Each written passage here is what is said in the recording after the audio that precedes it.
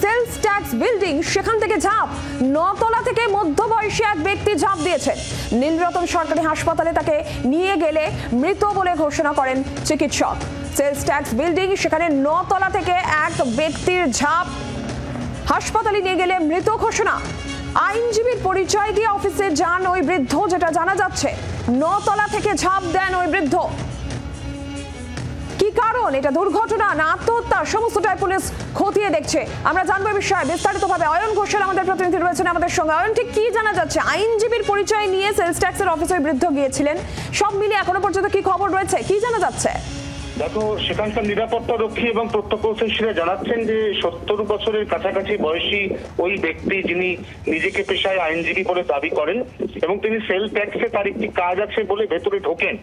এরপর সিঁড়ি ব্যবহার না করে লিফট দিয়ে তিনি সোজা চলে যান 8 তলায় এবং সেখান থেকে তারপর তিনি পায়ে হেঁটে সিঁড়ি দিয়ে চলে যান 9 তলায়, এমনই এখনো পর্যন্ত জানা যাচ্ছে।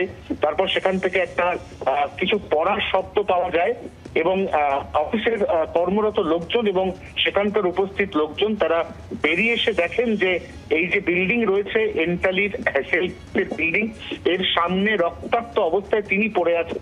তাকে সঙ্গে সঙ্গে এন্টালি থানার পুলিশ উদ্ধার করে নীলরতন সরকার মেডিকেল কলেজ হাসপাতালে নিয়ে যায় এবং সেখানে নিয়ে গেলে চিকিৎসকরা তাকে মৃত বলে ঘোষণা করে। এখন ঠিক কি কারণে তার মৃত্যুটা এখনো পর্যন্ত পরিষ্কার নয়।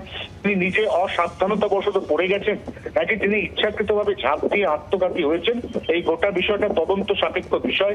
ওই ব্যক্তির কাছ থেকে ইতিমধ্যেই পরিচয়পত্র মিলেছে, কিন্তু কি তার প্রকৃত পরিচয় তা নিয়ে এখনো পর্যন্ত পুলিশ কার সঙ্গে দেখা করতে এসেছিলেন বা কি উদ্দেশ্য সেলস ট্যাক্স অফিসে আসা, সেই বিষয়ে কিছু কি জানা যাচ্ছে? অয়ন, দেখো, তিনি একটা কাজ আছে বলে ঢুকেছিলেন সেল ট্যাক্স অফিসের ভেতরে এবং বাকি বিষয়টা তদন্ত সাপেক্ষ যে তিনি কার নাম করে ভেতরে ঢুকেছিলেন বা নিয়মিত তার অফিসে আসা যাওয়া ছিল কিনা এবং তিনি কোনো কারণে নিজে আত্মঘাতী হওয়ার জন্যই এই উঁচু বহুতলটিকে বেছে নিয়েছেন নাকি তিনি কোনো কারণে কার্নিশ থেকে অসাবধানতা বশত পড়ে গিয়েছেন, সেই বিষয়গুলো কিন্তু এখন তদন্ত সাপেক্ষ।